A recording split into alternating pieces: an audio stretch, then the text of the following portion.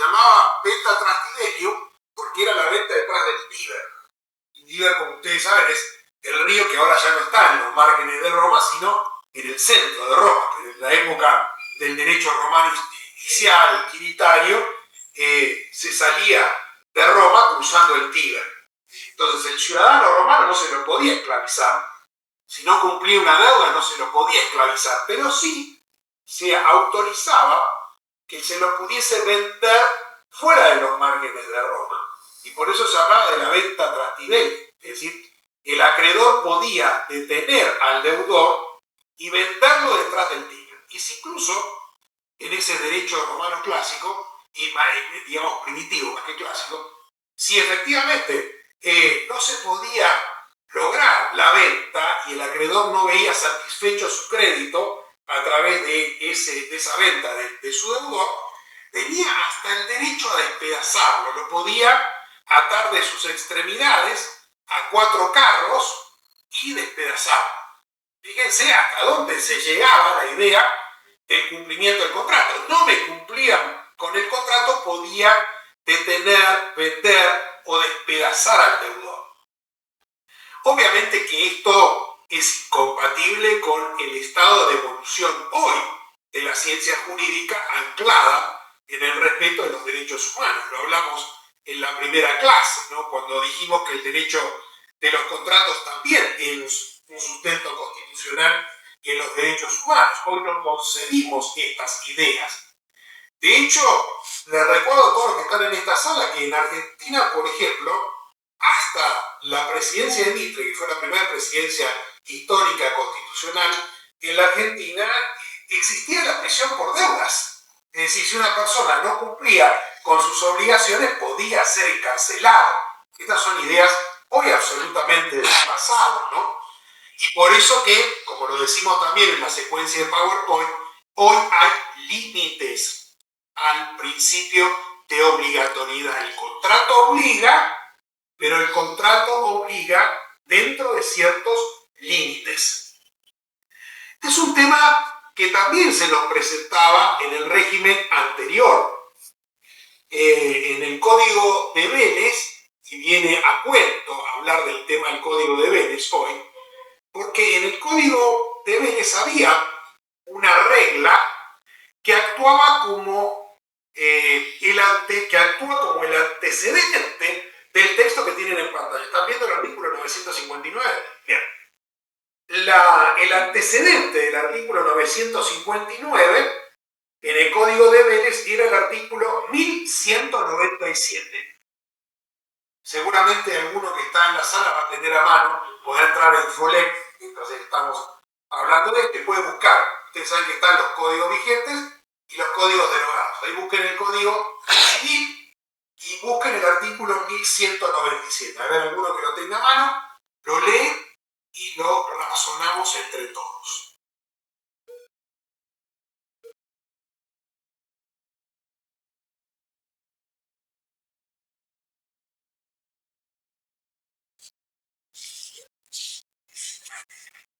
Profe, Sí, Antonella. ahí creo que estoy 1195, 1197. Exactamente. El del tiempo de locaciones sobre el No, tiempo no, no. Ese es el código vigente. Yo lo que estoy diciendo es del código derogado, el código de Vélez. El 1197 del código anterior, el de Vélez Sarsfield.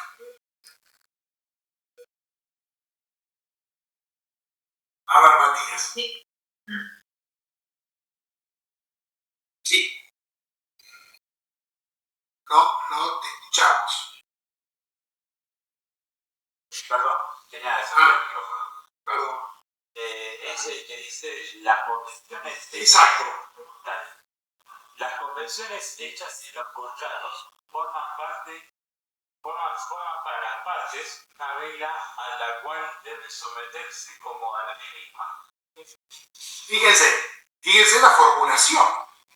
El Código de Vélez decía, las convenciones hechas en los contratos forman para las partes una regla a la que deben someterse como a la ley misma. Pregunto al grupo de la lectura de esta norma, ¿era exigente del cumplimiento del contrato era la regla de la obligatoriedad. Estaba intensamente, digamos, exigida o era leve esta fórmula que acabamos de leer. No, era absoluta. Y era absoluta, fíjense, lo equiparaba nada menos que con la ley. Decía, las convenciones hechas en los contratos forman una regla a la que deben someterse como a la ley misma. Parecía, como bien decía Ana, una formulación absoluta, no una formulación relativa. De hecho, cuando tengan más tiempo, no es el caso de la clase de hoy, vean que Vélez, ¿se acuerdan? Tenía notas. Estaban las notas al pie de algunos artículos. Bueno, hay un artículo que les recomiendo que vean con motivo de la obligatoriedad, que es la nota al artículo 943, en donde Vélez hablaba de este principio de la obligatoriedad. Y en el último párrafo de esa nota, al artículo 943, aparece un poco el pensamiento de él sobre la obligatoriedad. En esa parte final, Vélez decía, dejaríamos de ser responsables de nuestras conductas si la ley permitiese enmendar nuestros errores. Y agregaba, salvo error, dolo o violencia, los contratos son obligatorios por las partes. Es decir, que salvo los vicios de la voluntad que ustedes estudiaron en la parte general del derecho civil, error, dolo, violencia, los contratos eran obligatorios. Esa era la manera exigente con la cual el Código de Vélez obviamente observaba al cumplimiento de los contratos. De esa manera de concebir al contrato, a hoy ha pasado una larga discusión. Por de pronto, en el siglo pasado, ustedes saben que ese Código Civil se reformó en el año 1968 con la ley 17.711. Y esa ley incorporó muchas instituciones que actuaron como excepciones a ese principio de eficacia obligatoria. El Código, en la reforma del 68, incorporó la buena fe, el abuso del derecho, la lesión, la imprevisión, entre tantas otras figuras que actuaban como límite a la fuerza obligatoria del contrato. Era otra manera de concebir al derecho de los contratos en una concepción solidarista. Y entonces, ustedes pueden ver, que ahora subo otra vez la secuencia de PowerPoint, fíjense que en ese contexto ustedes pueden entender, ahí no sé si lo están viendo, nuevamente la secuencia. Bien. Fíjense en este raconto histórico que les estoy haciendo, la fórmula actual del artículo 959. A ver si alguno lee el artículo 959 y lo interpretamos entre todos. Yo lo leo si quiere. Bueno. Artículo 959. Efecto vinculante. Todo contrato válidamente celebrado es obligatorio para las partes. Su contenido solo puede ser modificado o extinguido por acuerdo de partes o en los supuestos en que la ley lo prevé. Pregunto al grupo, ¿ustedes advierten una diferencia entre esta redacción del artículo 959 y la fórmula que veíamos en el Código de Vélez en el artículo 1197? Sí, no lo equipara con la ley. Fíjense, no lo equipara con la ley. ¿Y qué dice también, ahora de manera explícita? Es obligatorio para las partes. Es obligatorio, pero es absoluto como una regla absoluta. Puede ser modificado o extendido. Tiene excepciones. Pone, sino los supuestos que prevé la ley. Exacto, o sea, y se puede modificarse. No es que el contrato siempre va a ser obligatorio. Puede justificarse una revisión o una adecuación cuando lo piden las partes en virtud de un mandato legal, o incluso podemos decir nosotros también.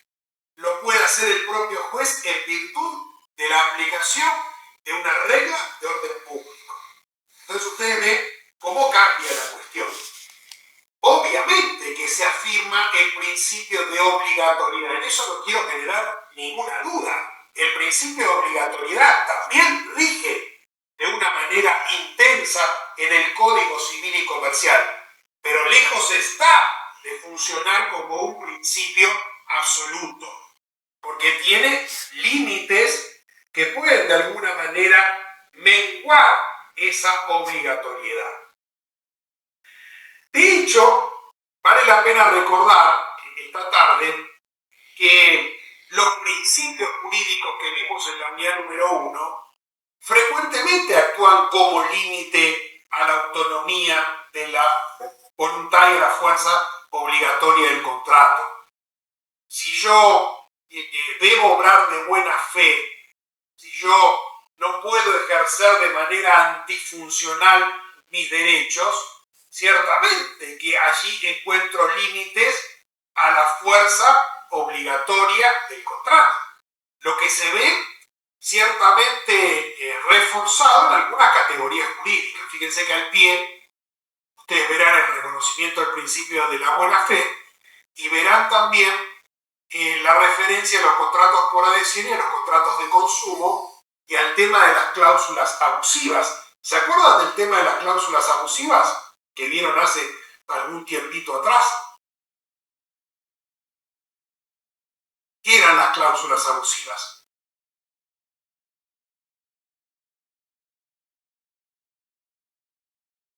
¿En dónde juegan? ¿Dónde pueden reconocerse cláusulas abusivas habitualmente? En los contratos de adhesión. En los contratos por adhesión, por ejemplo, ¿no? Entonces, si una cláusula es abusiva, ¿cuál es la consecuencia de la abusividad, vieron ustedes? Y que el juez puede intervenir en ese contrato. ¿Y cómo puede intervenir, don Norberto? ¿Qué puede hacer respecto a la cláusula? ¿Cómo la puede declarar? Puede ser Inoponibles. Puede declararlas ineficaces. Puede decir, miren, esta cláusula es ineficaz y la excluye.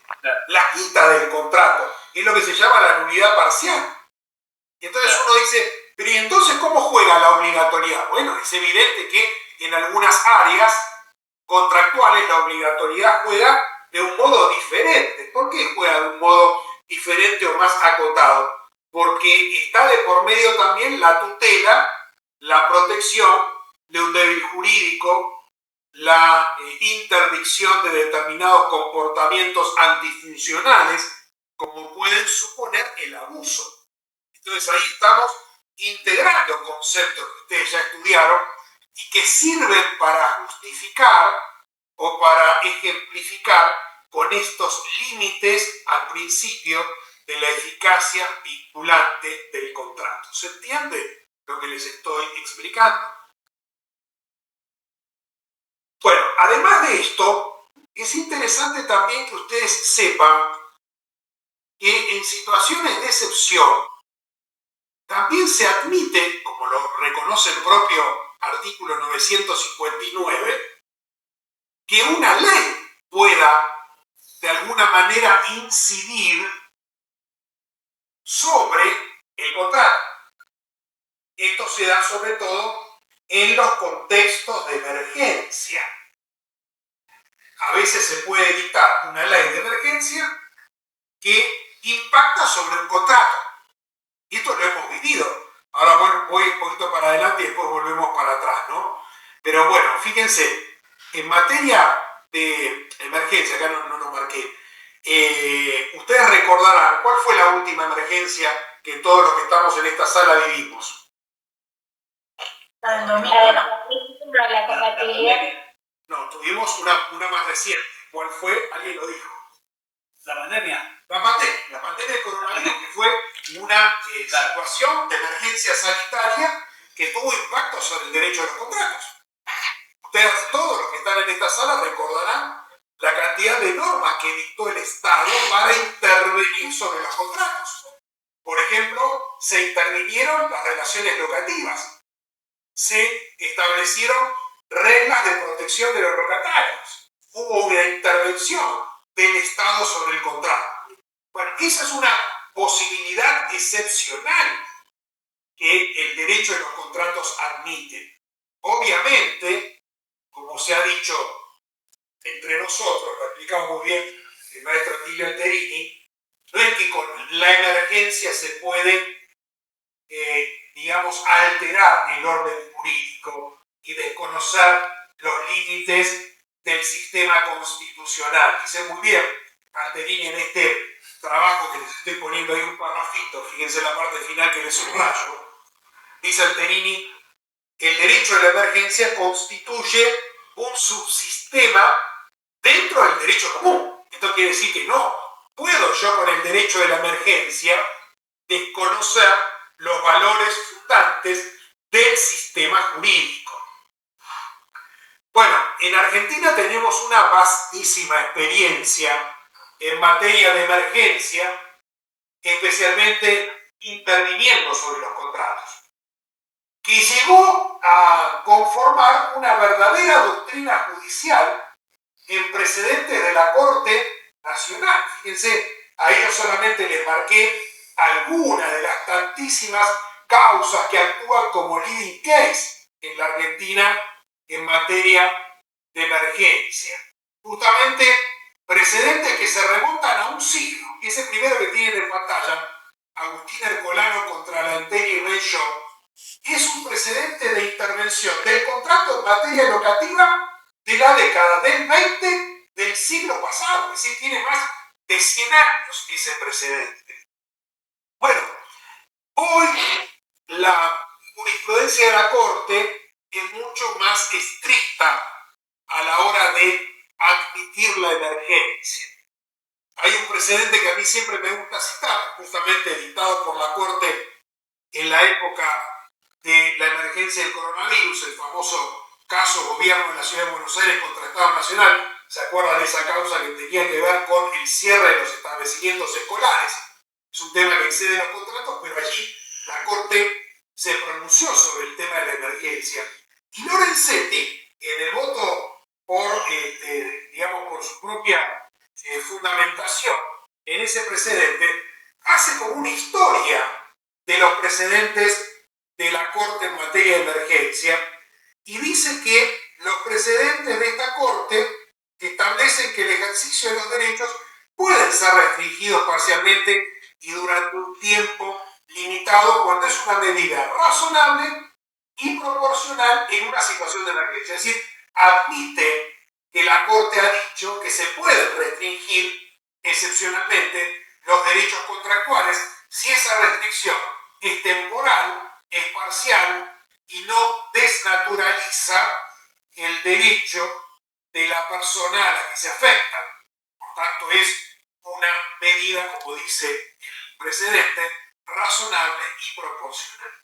Y dice también en ese precedente Lorenzetti que desde el 2006 para acá la Corte es mucho más estricta a la hora de juzgar la emergencia. Y esto ha sido así. De manera tal que existe la posibilidad de intervenir un contrato por vía de una ley, pero es una posibilidad que tenemos que fundarla con todos estos recaudos que acabo de mencionarles recién. Porque de lo contrario, y ahora voy a tu pregunta, Florencia, estaríamos afectando un artículo que también quiero recordar en esta clase, el Código Civil y Comercial, que es el artículo 965. Lo leemos y vamos a tu pregunta, Florencia.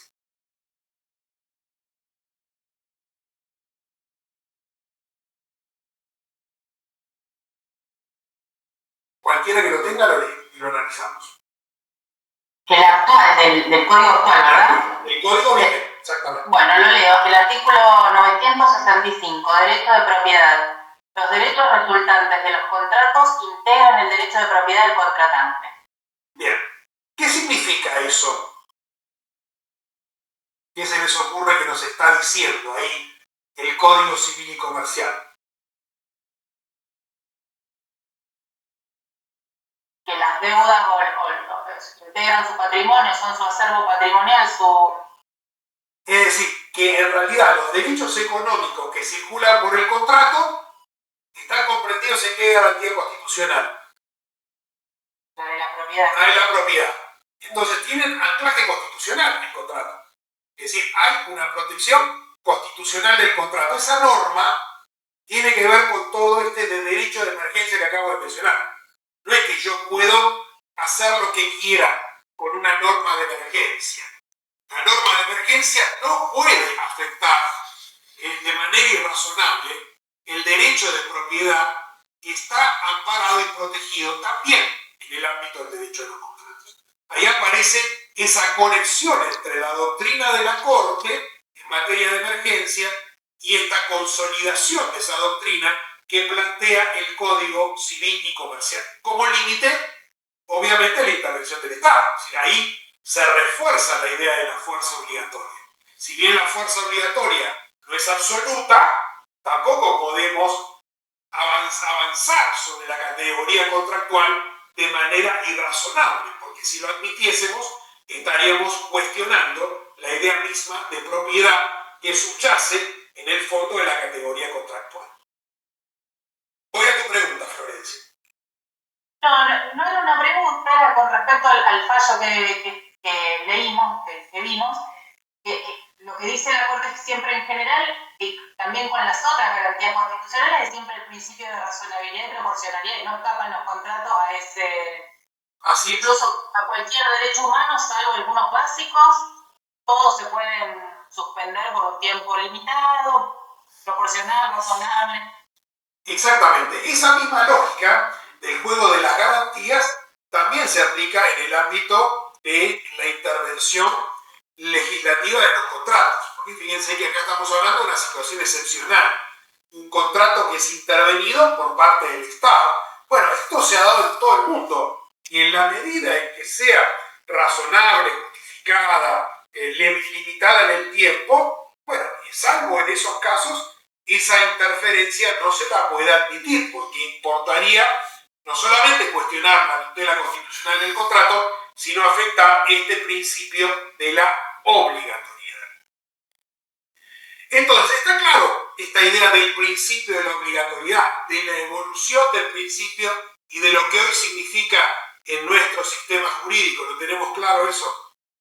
Bien. Un paso más. Fíjense, si el contrato obliga, la pregunta que podemos hacernos es si el contrato puede ser revisado, puede ser modificado.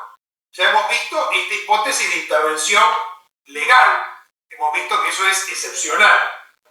Ahora, ¿los jueces podrán intervenir los contratos? ¿Tienen facultades para intervenir los contratos? Fíjense la formulación, vuelvo a la formulación del artículo 959 del Código Civil y Comercial. Ahí lo subo de vuelta para que lo podamos analizar. Pueden intervenir nada más que por pedido de las partes. Exactamente. Bueno, ahí viene el tema. Ustedes verán, como bien dice Florencia, en la formulación del artículo 959 se dice que puede ser modificado, es decir, adecuado, revisado o incluso extinguido por acuerdo de partes sobre los supuestos en que la ley lo prevé. Es decir, la ley o un pedido de partes podría justificar la revisión, y ahí aparece la limitación al principio de obligatoriedad. El contrato, el principio de obligatoriedad se da en materia contractual, pero no es absoluto. Entonces aparecen las limitaciones. ¿Cuáles serían estos supuestos? Bueno, hemos mencionado algunos. Por ejemplo, vimos el caso hace un ratito de las cláusulas abusivas. Pero hay muchas otras situaciones en donde se puede justificar la adecuación o la revisión del contrato. Lo que quiero que hagamos ahora voy a bajar esto un segundito, es que podamos trabajar unos minutos con dos casos. Yo les voy a compartir un documento. De ese documento, ustedes en ese documento van a ver que hay dos casos. Pero para hacerlo más acotado, podemos hacer lo siguiente. Un grupo trabaja con un caso y otros grupos trabajan con otro caso. Vamos a dividirnos en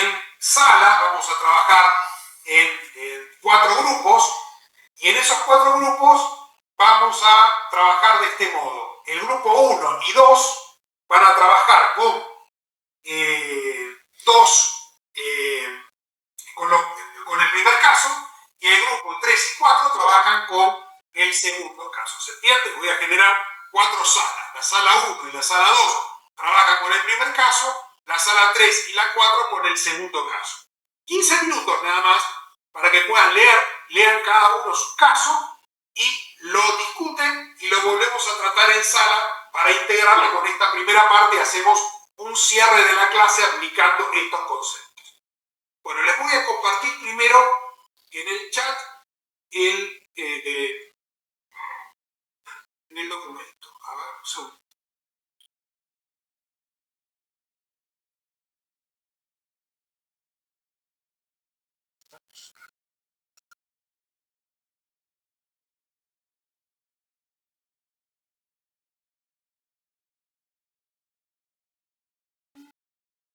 Ahí se los estoy mandando, ¿verdad?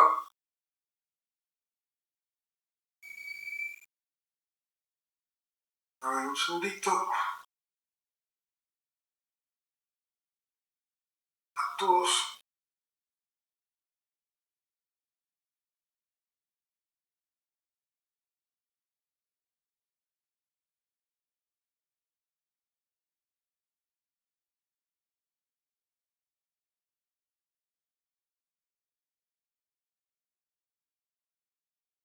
Ahí se los mandé, no sé si lo han visto. ¿Lo ven? ¿Sí? Bueno, ahí tienen entonces con los 2 casos que vamos a trabajar. Repito, sala 1 y 2 con el primer caso, sala 3 y 4 con el segundo caso. Ahora genero las salas. 15 minutos nada más, porque es un solo caso.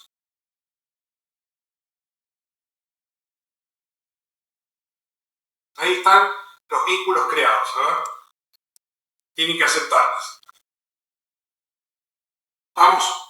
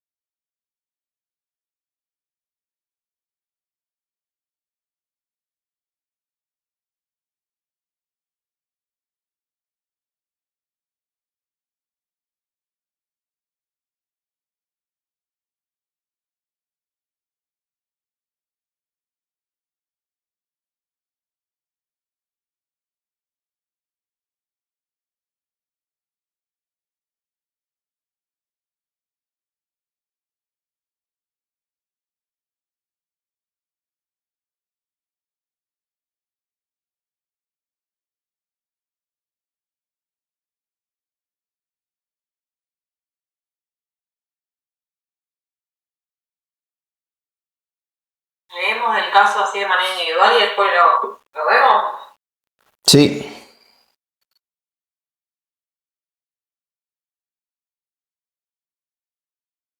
Sí, por mí arranquen. Así vamos viendo. Total somos poquitos acá en la sala, somos 5 nada más.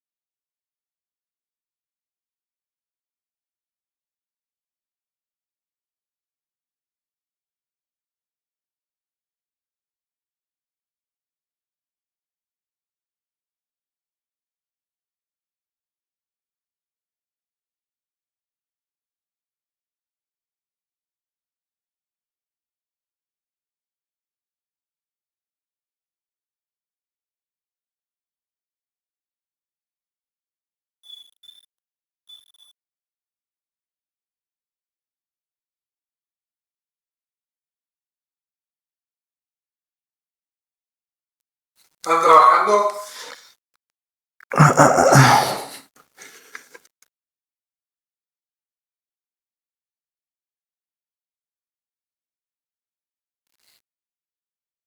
Sí, estamos leyendo el caso.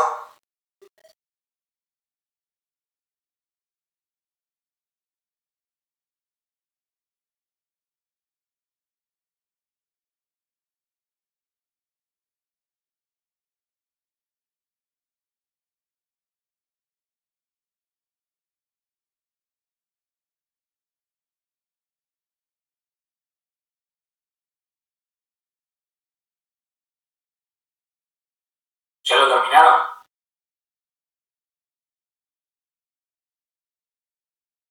Sí, yo sí. Sí, también. Básicamente está hablando de la devaluación del gobierno de Macri, los contratos.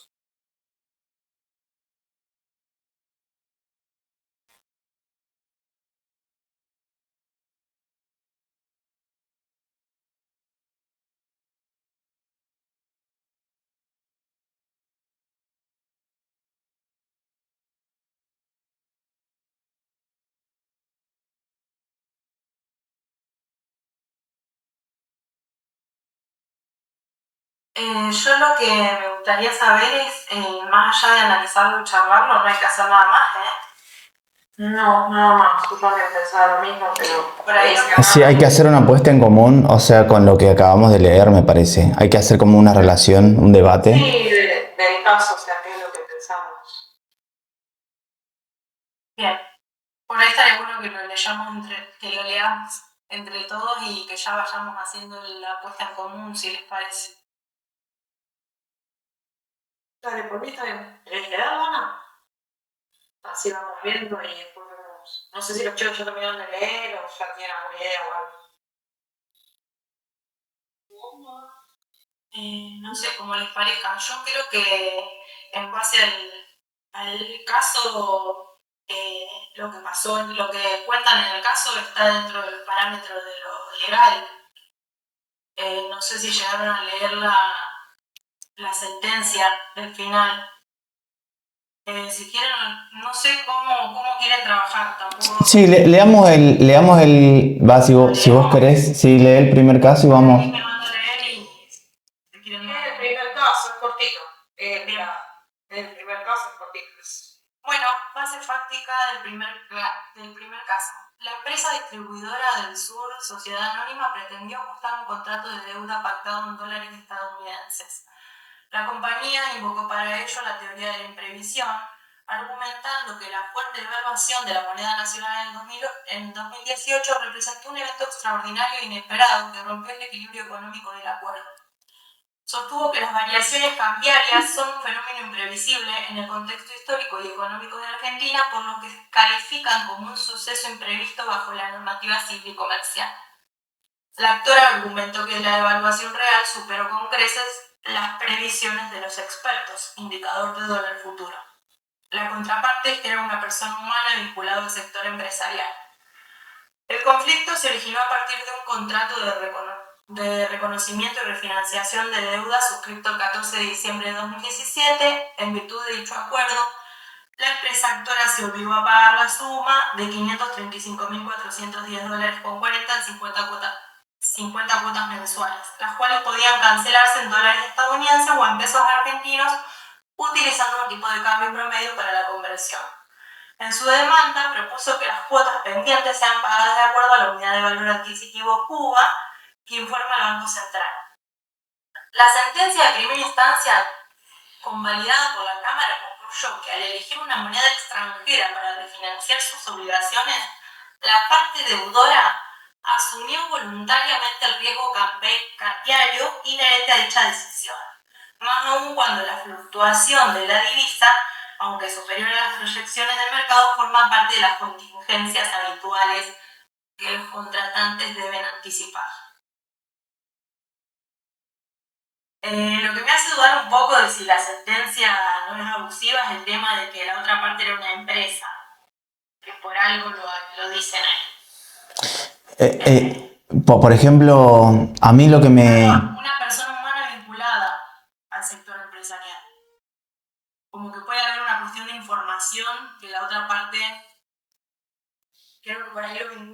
con eso, no sé qué opina.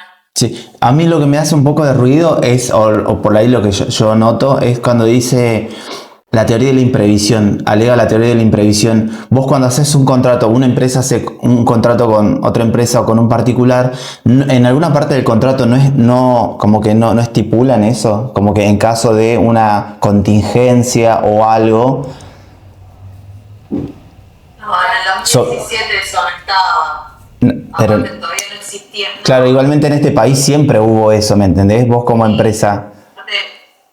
Sí, no la devaluación en cuanto al dólar y la subida que hubo en ese momento. Había, pero no era una cosa que vos decís, no sé, de Claro. de 100 dólares nos fuimos a 1500, o sea, la devaluación siempre se hace un estimativo de más o menos cuánto tiempo. Claro, era como muy equiparada. A ver, lo que era de 1 a 1, claro, o sea, estábamos de 1 a 1, estaba bien, pasamos de un 1 a un 200, a un 100, a un 300, a un 400. Lo que pasa es que en esa época, a Lua después, o sea, ya estábamos hablando de 1000, o sea, había mucha diferencia. O sea, ahí la teoría de la imprevisión, sí, puede ser. Igual me parece que hay algo que vimos ayer que tiene que ver con el ajuste de la cláusula. Eso es lo que me puedo acordar. Ahí una de las consignas dice, dictaminar brevemente sobre los mismos, colocándose en la posición del abogado de los perdidosos en los acuerdos de cámara, en miras de evaluar la viabilidad de los argumentos sustanciales para la deducción de recursos extraordinarios. Como que tenemos que argumentar con algún artículo del código sobre por qué parece que está mal. O como... Claro, en realidad no tendríamos que pensarlo como abogados de la parte que estaría perdiendo, que vendría a ser a la persona que no le refinancian las cuotas en dólares. Ahora, lo que la sentencia de primera instancia dice es que cuando vos asumís una obligación en moneda extranjera, sea dólar estadounidense en este caso, asumir en algún punto el riesgo. Obviamente que lo que pasó acá fue una situación excepcional, que por ahí podríamos llevarlo por ese lado, porque o sea, vos podés prever que el dólar aumente, pero no como aumentó en esta circunstancia. Entonces por ahí podemos centrar ese aumento desmedido en algo que no se podía prever. Y por ahí sí pensar. La empresa, para poner en contexto y ponernos. O sea, la parte perdidosa acá sería la empresa la que está reclamando la deuda. No, son dos personas humanas, si no me equivoco. Una vinculada al sector empresarial y otra una mujer, ¿o no? No, la empresa distribuidora, claro. Por eso, la empresa distribuidora acá es la que quiere ajustar el contrato de deuda. O sea, le deben a la empresa esta persona. O sea, quieren refinanciar la deuda. O sea, pactaron un contrato en dólares por una deuda. La empresa actora se obligó a pagar la suma utilizando el tipo de cambio por promedio para la conversión.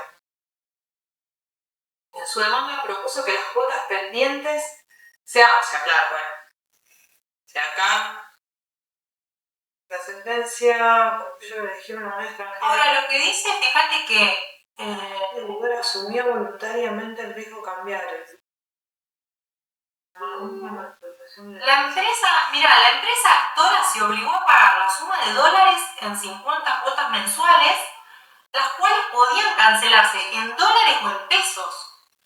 Sí, utilizando un tipo de cambio promedio para la conversión. A ver, en dólares, a lo mejor en dólares les explicaba un montón. En pesos argentinos, Sí, es lo mismo, porque pasaba en el...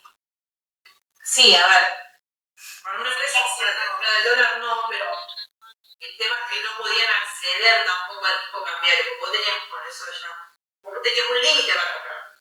Ya no podías comprar el dólar oficial, tenías que comprar el dólar en el mercado.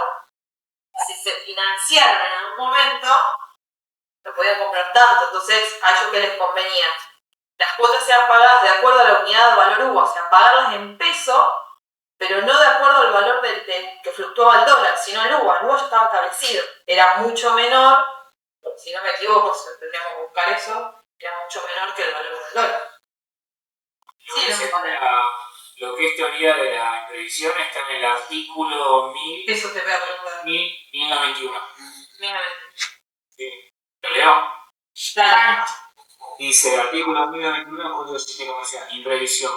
Si en un contrato conmutativo de ejecución diferida o permanente, la prestación a cargo de una de las partes se torna excesivamente onerosa por una alternación extraordinaria de las seguridades existentes al tiempo de su celebración, sobrevenida por causas ajenas a las partes o al riesgo asumido por la que es afectada.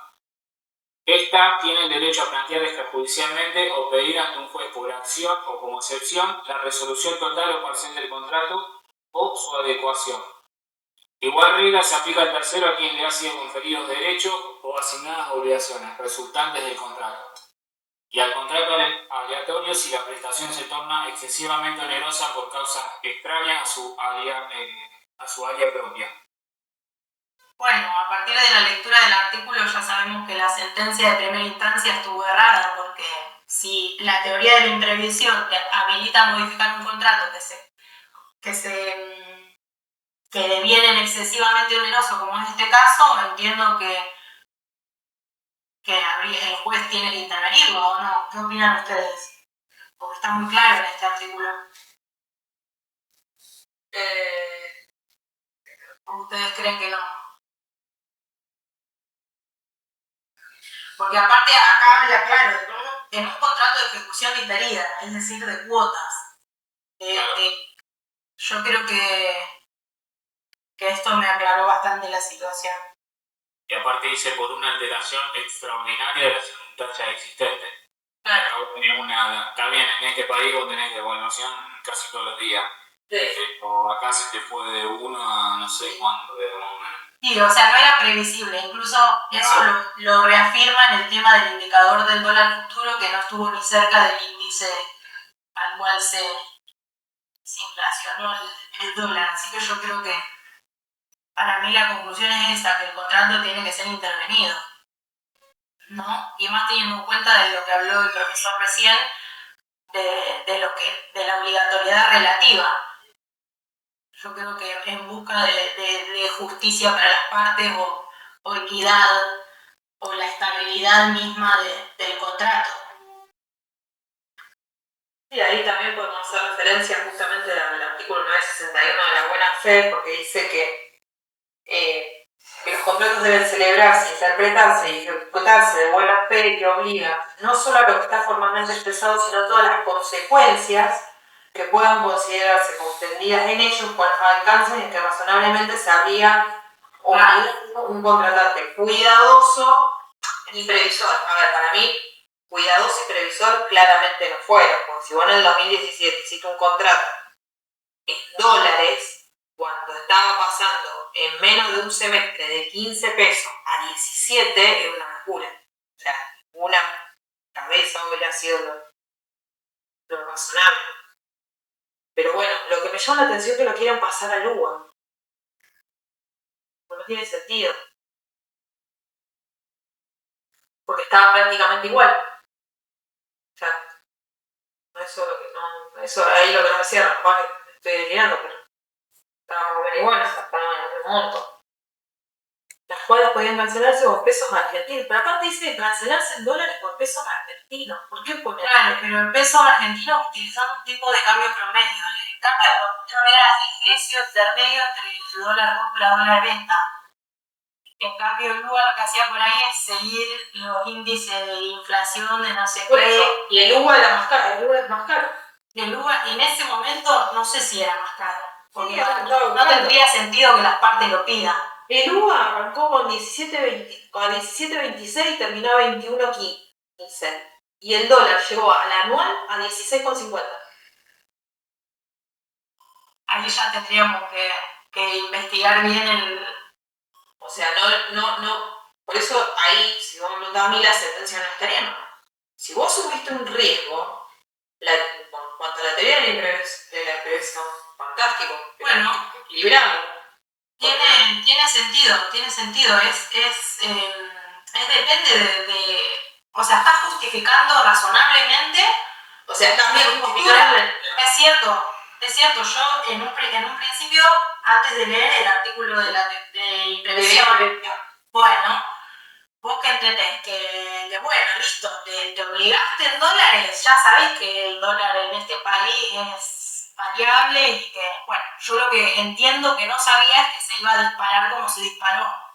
¿Por qué? Porque acá te lo explica cuando te dice, el actor argumentó que la devaluación real superó con creces las previsiones de los expertos, es decir, el indicador de dólar futuro. Entonces, como que ni siquiera los que estudiaban el indicador del precio del dólar acertaron en el incremento, porque fue completamente desmedido. Entonces, por ahí, creo que en esa oración hace un poco hincapié en eso, en que ni siquiera los economistas o las personas que se dedicaban a ver el precio del dólar pudieron anticiparse a esta suba, a este incremento tan grande. Entonces, por ahí es obvio que vos te obligás a cumplir una obligación en dólares y cuando lo haces no vas a pensar que al mes se va a ir todo tan... Sí, en ese sentido. Pero bueno, acá yo creo que tiene un poco más que ver con el análisis de si se puede modificar o no el contrato en base a si hay una situación práctica que lo habilite. Es decir, si vos entendés que la persona se responsabiliza a la hora de obligarse a pagar en dólares, podés justificarte y decir, no, ella se obligó en dólares, sabía que vive en Argentina y que puede aumentar, o podemos argumentar desde la otra parte diciendo que a partir de la imprevisión es factible que se introduzcan modificaciones en el contrato debido a que se volvió... Claro, nosotros tenemos que poner en el lugar, digamos, de la empresa que empresa. O sea que tiene que intervenir el contrato. Claro, o sea que tenemos que justificar Para imprevisión. posición como perdidosos y en miras de evaluar la viabilidad de los argumentos sustanciales para la deducción de recursos extraordinarios. O sea, Claro. extraordinario. En realidad lo que tenemos que hacer es explicar por qué la sentencia de primera instancia no estaría mal y no estaría acertada, tal cual. ¿Por qué no está acertada? Y porque según la imprevisión los contratos de ejecución diferida pueden ser intervenidos si se vuelven completamente, o no sé, ¿cómo era que decía? ¿Excesivamente onerosos era? Sí. Bueno, más o menos creo que sí, y aparte también podemos estaríamos encaminados. con el 956 con la imposibilidad de cumplimiento, porque dice que la imposibilidad sobrevenida, objetiva, absoluta y temporaria de la prestación tiene un efecto efectivo cuando el plazo es esencial o cuando su duración frustra el interés del acreedor de modo irreversible. O sea, ahí también con eso, o sea, tenemos como para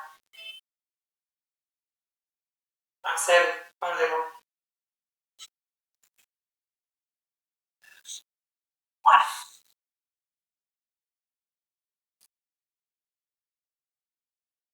También pasa a ser, lo mismo ayer que pasa a ser un poder aleatorio. Porque hay una pérdida para uno de los contratantes por un acontecimiento incierto, que es el artículo 968.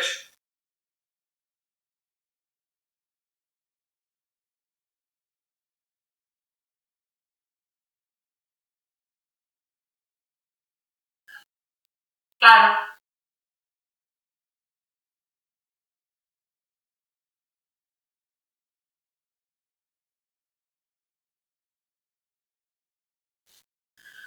Bueno, bien, pudimos relacionarlo con un montón de contenido. Sí, yo creo que más de lo que ya dijimos, eso de la teoría de imprevisión, igualmente eso está ahí, las dos posturas están ahí dentro del es mucha información que vos lees varias veces y te da como a prestar confusión, ¿viste? Pero sí, más que eso, alegar la teoría de la imprevisión, ¿qué podés hacer? Como vos decís, bueno, la parte que perdió la empresa. Porque si, o sea, yo lo que veo es, vos como empresa aceptaste en 50 cuotas, o sea, son 50 cuotas, es un montón de tiempo, medio como que asumís un mínimo riesgo, ¿me entendés? Obviamente vos contratás el día de hoy, pensando que más o menos va a variar un poco la cosa, pero no va a ser tan estrepitosamente que se va a ir toda la mierda, ¿me entendés? Entonces ahí sí se puede alegar una situación muy extraordinaria que es como que desnaturalizó las condiciones iniciales del contrato, que es como que desdibuja totalmente el objetivo y las prestaciones, digamos. Bueno, ya tenemos un minuto.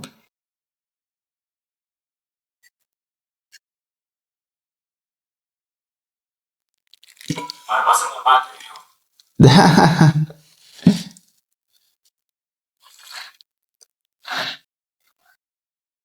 Chicos, ¿todos ustedes están en el grupo de WhatsApp? Sí, algo. Sí, sí.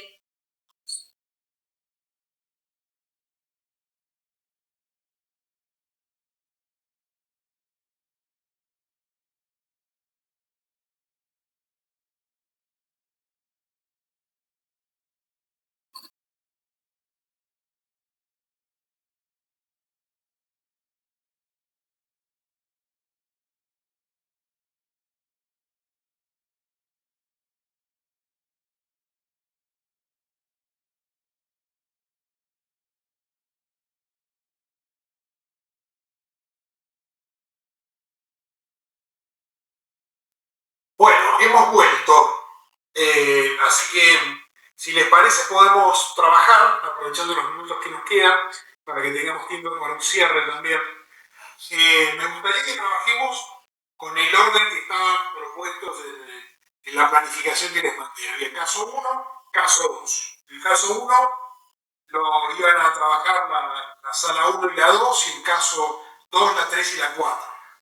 Así que bueno, a ver quién se ofrece para comenzar a reseñar el caso 1, y sobre todo los que no lo trabajaron, que escuchen para poder entender cuál es el debate. Profe, ¿podemos leer el caso? Porque ¿leemos el caso o decimos lo que habíamos, la conclusión que habíamos hecho? La idea era ver si alguno de los que lo habían leído, de los grupos que no tenían, si podían hacer una síntesis de los hechos. Alguien puede, para ganar tiempo, ¿no? ¿Alguien puede hacer una síntesis de ese primer caso? ¿Se acuerdan? Por lo menos narrarlo, lo esencial. Diego, vos estabas también en el primer caso. Sí. Bueno, si querés yo empiezo y no sé si me olvido algo por ahí. O sea, había un empresario, una persona que estaba vinculada al empresariado, que tenía una deuda en dólares con Sur S.A., no me acuerdo bien el nombre de la empresa. Exacto. Y con motivo de la devaluación que se vivió en el 2018, lo que pretende hacer es, lo que solicita es como que se recalcule la forma de calcular lo adeudado en esa moneda extranjera, y lo que propone es que se haga a través del cálculo UVA del BCRA. Bueno, diciendo que es un caso no fortuito, sino, no me sale la palabra. Imprevisión. De la imprevisión. Entonces, en la Cámara les contestan que como hizo un acuerdo con moneda extranjera, tendría que haberse dado cuenta que podía estar en esta situación, que la fluctuación de la moneda podía generar esta mayor deuda, entonces no le da lugar a su petición. Bueno, Antonella lo contó bastante bien, o sea, bastante completo. Ahora yo repregunto algunas cuestiones. Ese contrato, ¿qué otros condimentos les parece que ustedes pueden darle, aunque no esté explicitado y dicho, de acuerdo incluso al propio relato que vos hacés? Es un contrato que, ¿cómo lo podríamos encuadrar? Podríamos decir que inicialmente sería un contrato conmutativo, igualitario, que se dio en un determinado momento. Vamos a suponer en el 2017, las condiciones iniciales del contrato eran particulares, las partes contratan, la distribuidora con este empresario, a 50 cuotas, Pero en el 2018 ocurre un acontecimiento muy extremo, de una devaluación muy extrema, que no estaba estipulada entre las partes, que desnaturaliza, digamos, el cumplimiento, el seguir cumplimiento de pago de cuotas de la distribuidora. Entonces se le hace muy como imposible seguir cumpliendo, porque las condiciones como que han desmejorado demasiado, digamos, la devaluación, y seguir pagando en dólares, porque la divisa se hizo muy extremadamente cara, digamos.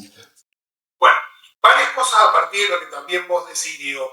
Era un contrato, vos le diste una terminología diferente, ¿no? Pero era un contrato que habían celebrado dos partes, ¿en qué contexto? ¿Era un contrato de consumo, por ejemplo, o no? Contrato de deuda. Recuerdo la descripción que se hace. Contrato de deuda. Era un contrato, suponemos, de mutuo, no lo dice, pero independientemente de la naturaleza del contrato, ¿cómo se había formalizado ese contrato? ¿En qué contexto? Paritario. De paridad, de asimetría, de negociación, de imposición. Ustedes han visto todas estas temáticas ya en parte del curso. De acuerdo a lo que describe el caso, ¿qué les parece? ¿Dónde lo podrían situar? Vos algo dijiste, Diego. Paritario. Paritario. Sería, en principio, parece pensarse en un contrato paritario, porque hay dos datos que le da el caso, ¿no? Primero, el que préstamo actuaba habitualmente en el mercado, y el que recibe, ¿quién es? Que es el que hace el planteo. Es un empresario, una persona humana. Es una empresa. Y el préstamo que se hace es un préstamo pequeño o un préstamo significativo en términos económicos. Es demasiado, es más de casi $500,000, o sea, un poco más. Significativo. O sea, fíjense la cantidad de condimentos que surgen, ¿no?, del caso. Entonces, esa es la primera pregunta que les quería hacer. La segunda, también algo que ustedes dijeron, la pretensión del que se siente afectado. ¿Qué pretensión fue? ¿Qué es lo que fue a pedirle al tribunal? Que se... acción de grupo. La modificación del contrato, la intervención al contrato. Muy bien, en términos de lo que estuvimos conversando un poco en la parte introductoria de hoy, esta es una acción que técnicamente la podríamos llamar como una acción de revisión, o, como lo usa también, utiliza la expresión en código, en la denominación del capítulo 13 de la teoría del contrato, una acción de adecuación. Es decir, se pide la adecuación o revisión. Concretamente, tanto creo que Diego como ¿quién lo expuso primero? No la veo en la sala. Los dos, Antonella, sí, hablaron específicamente del tema de qué acción.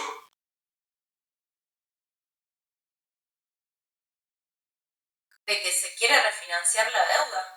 Sí, la refinanciación es una adecuación, pero ¿sustentada en qué instituto? En la imprevisión. En la imprevisión. Bien. ¿La imprevisión está en algún sector del ordenamiento? ¿Ustedes estudiaron alguna vez la imprevisión? Sí, en el 1091 está el código.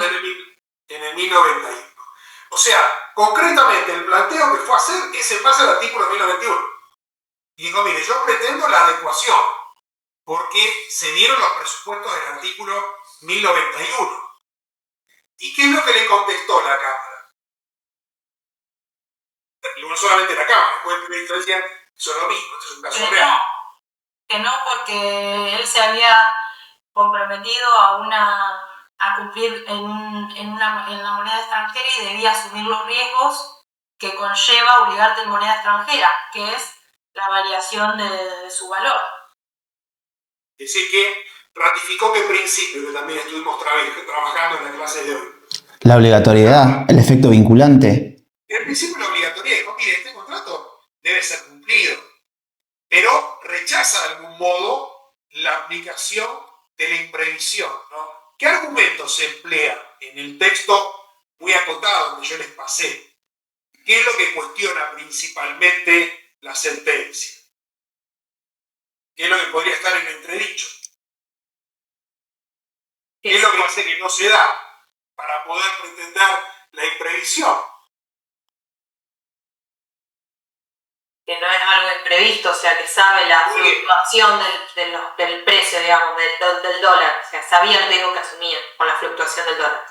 Bueno, Cecilia apunta al argumento central que se pone acá. Se dice, mire, este hecho no es imprevisible, porque la inflación, a priori, aún alguna modificación más acelerada de la inflación, no alcanza para constituirse un hecho imprevisible. Sobre todo, y este es un argumento que surge también de lo que yo les pasé, porque es un contrato paritario. Se dice, mire, este no es un contrato de consumo, es un contrato a priori paritario. Entonces, en esos contratos el grado de previsibilidad, la distribución de riesgos, se deben observar desde una perspectiva distinta. Es como que el juego del principio de obligatoriedad se da en otro contexto. ¿Habría textura como para cuestionar esto?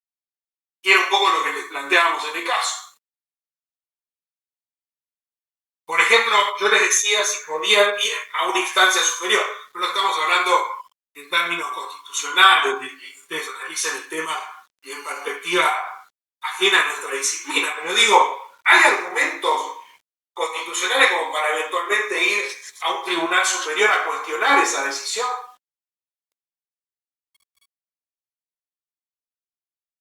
Yo creo que teniendo en cuenta lo que hablamos hasta recién, no. Nosotros en nuestro grupo lo hablamos. Nos pusimos digamos, de los dos bandos.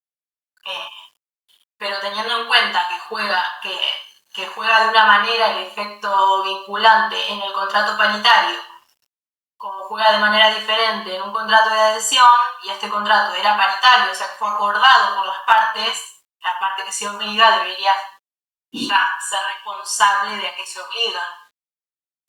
Bien, esto que dice Ana es un poco el argumento central. Ahora después yo les voy a contar qué dijo la sentencia, ¿no? El argumento central que se tomó en consideración se dijo, mire, no puede haber una lesión al derecho de crédito, ni tampoco una afectación que pueda justificarse una vía revisora, porque hubo una distribución más o menos equilibrada en los términos de ese contrato.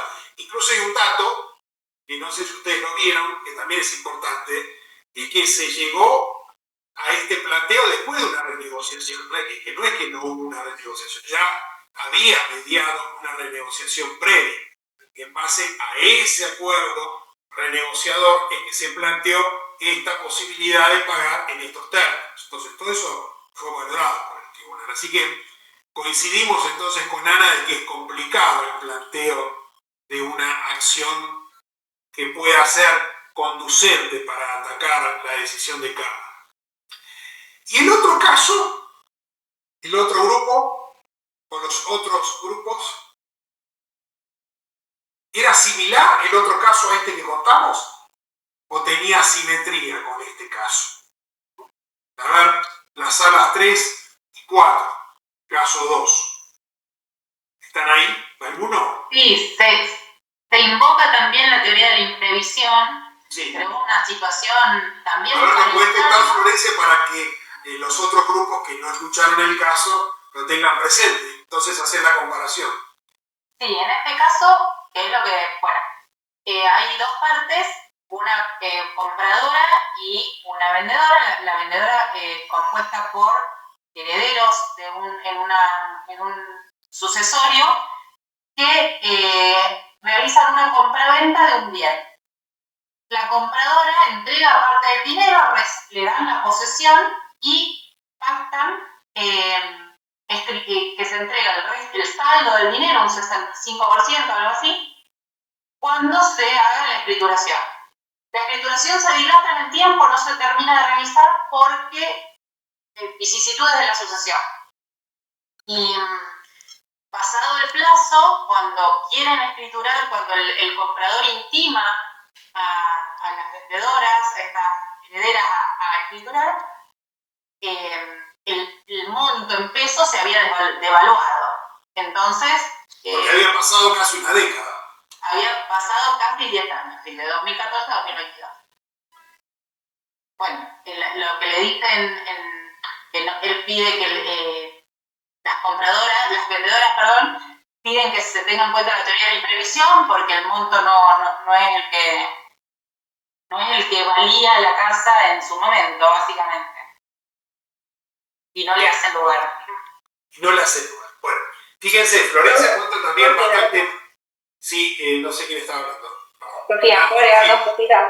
Sí, claro. Fue una boleta de compraventa y que fue pactado en dinero argentino. Bien, fíjense entonces, recapitulando un poco por lo que decía Florencia y esto que agrega Sofía, es un boleto de compraventa de inmuebles. Se vende un inmueble que se había recibido en el marco de una sucesión. No se podía transferir de manera inmediata porque había que terminar trámites sucesorios. Y eso demoró mucho más de la cuenta. Entonces, cuando los vendedores terminaron el trámite, piden la escrituración.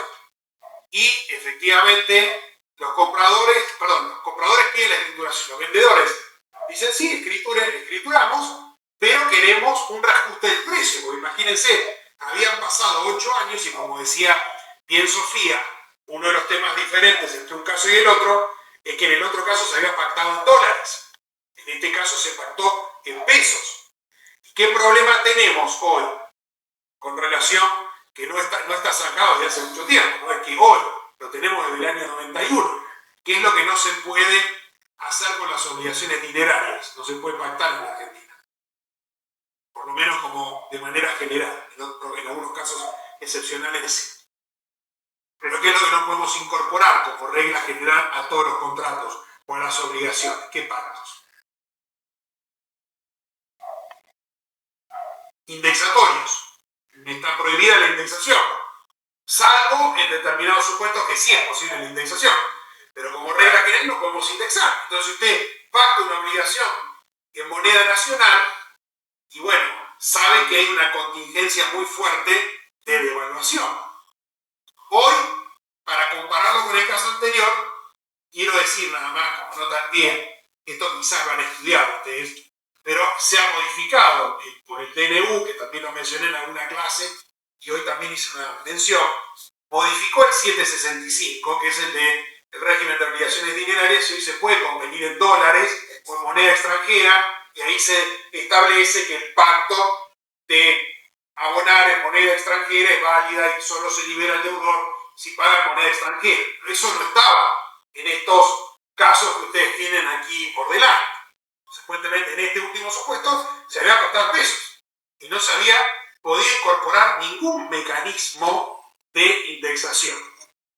Después se encuentra con esto. Sí, Norberto. Le quiero preguntar algo. Respecto a los vendedores de la propiedad, de boleto de compraventa, ellos tenían un problema de sucesión. ¿Sabían? Ellos sabían. ¿El comprador lo sabía o no lo sabía? Esa es la pregunta. Los dos sabían. Los dos.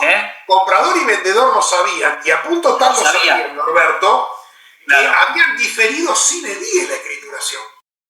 Es decir, que ellos en realidad dijeron, se va a escriturar cuando se termine, pero no se le puso un plazo. Claro, no dijeron lo va a pagar cuando se terminase. Entonces, evidentemente la situación estaba prevista y contemplada. Lo que pasa es que quizás en el imaginario de los dos el tiempo estaba mucho más reducido. Nadie puede entender y pensar que va a cobrar 8 años después sin valor. La indexación, está bien la indexación por parte del vendedor, me parece que es lógico. Entonces, reclamarle al comprador que pague esa diferencia por lo que pasó en el tiempo, ¿está bien o está mal? Y eso es lo que yo quiero que usted me diga. Bueno, pero que yo pienso, si tenemos elementos argumentales para sostenerlos. Tendría que haber puesto una cláusula entonces que debido, si había tanta cantidad de tiempo y se devaluaba la moneda, tenía que tener en cuenta esos detalles, me parece. Bueno, pero no los tuvieron en cuenta y la culpabilidad es de las vendedoras. Y de la parte vendedora. 100%. Claro. Pero no sería un poco de excesiva onerosidad. La excesiva onerosidad efectivamente se dio, lo que no sabemos si es estrictamente imprevisión, pero el hecho se desvió, no hay ninguna duda, o sea, hay un dato objetivo. precio que se iba a pagar no es correlativo con el precio que se pactó. Porque aquí tiene un tema obligacional, quizás vale la pena, no me quiero meter en ello porque excede el contenido de la clase de hoy, pero es un argumento que tomó en cuenta el tribunal, pero vale la pena que lo mencionemos. Es una obligación dineraria propiamente dicha esta. No, No quiero que ustedes en la obligación. tengo una obligación de hacer. La de escriturar, la de pagar el precio es una obligación dineraria. Lo que pasa es que dentro de las obligaciones dinerarias, hoy el código hace algunas matizaciones. Incorporó el código una regulación allí de una categoría de obligación que quizás nos podría servir como un argumento convergente. Porque no es el caso de una obligación de la moneda extranjera como en el supuesto anterior. Esta es una obligación en donde el precio está relacionado con ¿qué? Con el peso, con la moneda peso. Solo con el peso está porque esa sería una típica obligación dineraria, Roberto. Bueno, pero con la entrega de la cosa se Bueno, da. está vinculado entonces con la cosa. Y cuando el precio, como en este caso, está vinculado con la cosa, la obligación dineraria es pura, ¿cómo la llamamos? ¿Obligación de qué? ¿Es una obligación de dinero? ¿O una variante? Que llamamos de otro modo. Me parece que quedó en el olvido. ¿En especie, profe? ¿En Es un especie? tema muy importante a tener en cuenta que dialoga con estos problemas, que es la obligación de valor. Las obligaciones de valor. Porque efectivamente el precio representaba un porcentaje de ese valor que se tomó en consideración. No era un precio puro relacionado solo al valor de la moneda o al significado que tiene la moneda del mercado. Se tomaba en cuenta el saldo de precio con el valor de la cosa y tomaba el valor de la cosa en dólares y en el tiempo, y esto es lo que hizo un tribunal, la ecuación era notable porque no había ningún prácticamente punto de referencia entre el saldo originariamente pactado desde la perspectiva del valor y lo que efectivamente debía pagarse si se aplicaba en sentido estricto el principio de obligatoriedad. Bueno, pero el comprador tenía el dinero para pagar y quería pagar. Este es un modo de razonamiento, Florencia. Yo no Hizo dejé de pagar. escucharte. Vos dijiste bien, incluso hiciste una calificación. Dijiste los vendedores acá fueron como culpables, ¿no? Usaste esa palabra. En realidad no sé si imprudentes, pero digamos, capaz que se dan las dos figuras, ¿no? La imprudencia y la negligencia, porque fueron imprudentes y además fueron negligentes en no establecer ningún mecanismo. Ahora, también la otra parte lo consintió que esta operación quedara armada en un contexto de cierta apertura, ¿no? Y entonces si ustedes fuesen jueces, ¿no? Ustedes fuesen abogados, porque en este caso yo los había situado en el lugar de abogados. Les dije, bueno, si usted fuese abogado, el vendedor, y se encontró con una sentencia en primera instancia, una sentencia de cámara que le dijo que no podía eventualmente revertir, el caso era igual que el anterior, había otra línea argumental para sostener.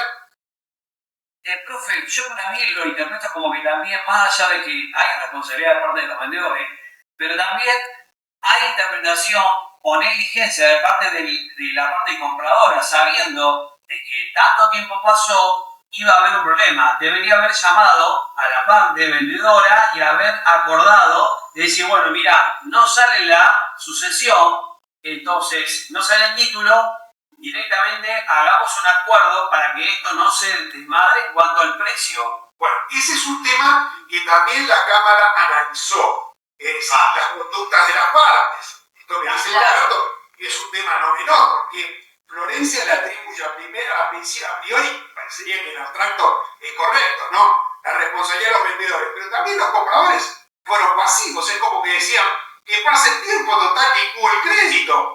Y en algún momento lo van a escribir y les voy a pagar nada. Sí. Entonces es una lógica compleja de razonamiento, porque también los compradores fueron inactivos, ¿no? En reclamar la escrituración. Eso no está. Negligentes también. Y negligentes también, puede No ser. sé si negligentes, pero sí pasivos, y que el riesgo de la devaluación corría. Era un conflicto que se vendía generar. Y corría para el otro, claro. Corría para... Ana, ¿vos qué querías decir? Sí, tengo una consulta. Con respecto al artículo 959, ¿ellos podrían, por ejemplo, pasados los 2 años, haber modificado el contrato? Ellos podrían, entre las cosas que analiza la sentencia, podrían haberlo modificado. Podrían haber, de común acuerdo, adecuado el contrato, establecido la cantidad de reglas. Y esto también está bueno lo que vos traes a colación, Ana, porque habla a las claras de un déficit en la redacción del contrato. Uno se pregunta, cuando llega un conflicto de esta naturaleza al tribunal, ¿qué se hizo para que estas cosas no llegasen al tribunal? Porque fíjense que un adecuado diseño del contrato, una adecuada regulación de estos temas, probablemente no hubiese derivado en un conflicto de esta naturaleza. Es evidente lo que voy a decir. Este contrato está muy mal redactado. Y eso es lo que en última instancia terminó analizando el tribunal. Porque el tribunal lo que dijo es, bueno, esto fue mal diseñado, hubo cierta inacción de ambas partes. Y me encuentro con una situación que demuestra un desquicio mucho más notable que en el otro caso, en el caso anterior. Y además este no es un contrato, es un contrato paritario, pero ¿de qué tipo? Por lo que decía hace un rato Sofía. ¿Es un contrato comercial este? Comercial, pregunto. Compraventa. Sí. Es una compraventa. Civiles y compraventa mercantil. ¿Esta qué compraventa es? De una propiedad. De una propiedad. Y en general, cuando hablamos de inmuebles, de cada relaciones de qué tipo. Comerciales, en general no, civiles. No, civil. Un contrato civil, ¿no? Un contrato que tiene una lógica distinta de la comercialidad que caracterizaba la otra relación. Y entonces, fíjense que quizás hubiese líneas argumentales diferentes para sostener. Esto demuestra, estamos al borde, ¿no?, del horario, no me quiero pasar por... Perdón, una última cosa. También habría un enriquecimiento ilícito. Bueno, esto también se lo analizó. Uno de los planteos que dijo el vendedor, bueno, hay un enriquecimiento ilícito. Pero la verdad que el enriquecimiento, como ustedes lo vieron en obligaciones, es una estructura residual. Se puede plantear el enriquecimiento donde hubo un vínculo contractual, como lo hubo en este caso. ¿Y el planteo podría entenderse de mala fe por parte de la parte de la... Ahí aparece todo el tema de la lectura de los principios. Fíjense, esto que tanto Florencia como Ana nos llevan en el último tramo, y esto es un poco lo que les quería decir. Acá lo que hace el tribunal, yo después le voy a pasar los fallos, acá el tribunal lo que hace es decir, bueno, nos encontramos con el principio de obligatoriedad, pero esto choca al sentido común, choca a los principios informadores, choca al principio de la buena fe, a la realidad, al principio de realidad económica. ¿Cómo podemos validar una operación en donde hay una linguación absoluta del crédito, cuando originariamente el contrato se celebró en un contexto de valorismo? Se perdió toda referencia de valor. ¿Se puede dictar una sentencia que desconozca por completo los valores? Hay que mantener a ultranza el principio de obligatoriedad aún en esos casos. Bueno, a diferencia de lo que yo les planteé en la reseña, la Cámara no dijo que no. La Cámara revocó el fallo de primera instancia y le dijo, no, mire señor, esto es inaceptable, porque aun cuando tuviésemos que aplicar de manera extensiva la imprevisión, cosa que hacemos, porque no juega la imprevisión del mismo modo en un contrato paritario, que en un contrato de consumo, en un contrato civil, que en un contrato comercial. Complejidades, que les vengo planteando desde la primera clase. Las normas no juegan del mismo modo para todos los casos. Hay variantes, esto dijo el tribunal, pero además hay un principio de equidad, de valor, de equilibrio de valores, que no pueden prescindirse del ámbito del derecho contractual. Obviamente que eso supone una toma de postura filosófica respecto del principio de estabilidad o fuerza vinculante del contrato. decirles que no es un tema del pasado. No es un tema de ese ejemplo que les puse hoy en la clase cuando hablábamos de Shakespeare o cuando hablábamos de el derecho romano y la venta tras nivel. Eso está en el pasado, pero en el presente, hoy estamos discutiendo en todo el mundo y en la Argentina si tenemos que mantener a ultranza el principio de obligatoriedad de los contratos. Ese debate entre la libertad y la igualdad, entre la autonomía y la posibilidad de adecuación, no es un debate muerto, es un contrato, es un debate que se ha visto fortalecido y revivido y está hoy en la agenda pública. Sin ir más lejos, miren el debate que se ha dado con motivo de la ley laboral, con motivo del contrato de locaciones. O sea, estos debates son los que de alguna manera informan muchos otros debates hoy en la ciencia jurídica y en el derecho de los contratos. Por eso es un tema técnico, pero es un tema que nos interpela desde una visión más sistémica, podríamos decir.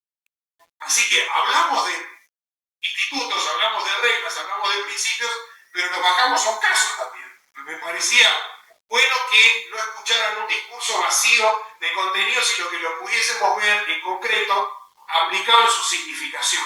No es neutro el posicionamiento que tengamos sobre el alcance que le damos al principio de obligatoriedad. Cuestión que está definida hoy en la Constitución, a mi modo de ver, y en el Código Civil y Comercial. Ahora, eso también depende de los márgenes de interpretación que tienen las partes y los jueces. Bueno, después les voy a pasar los casos, pero me parece que fue muy enriquecedor el debate con el grupo hoy, esta tarde noche. Así que bueno, no sé si se quedaron con ganas de preguntar o de decir algo más. Vos, Clara, que fuiste testigo acá del debate, Clara ustedes saben escribir en la cátedra. Tiene una valoración buena de ustedes, y yo coincido, ¿no? Ustedes siempre se dan a las discusiones en los debates que hubo. Así que bueno, nos vemos la semana que viene cuando trabajemos el tema de competencia. Hay que poner los apellidos, profe. Sí, pongan los apellidos así, bajo, y tomamos la asistencia de ese modo como lo hacen habitualmente. Buenas noches. Gracias. Gracias, profe. Hasta luego. Buenas noches. Hasta luego. Gracias.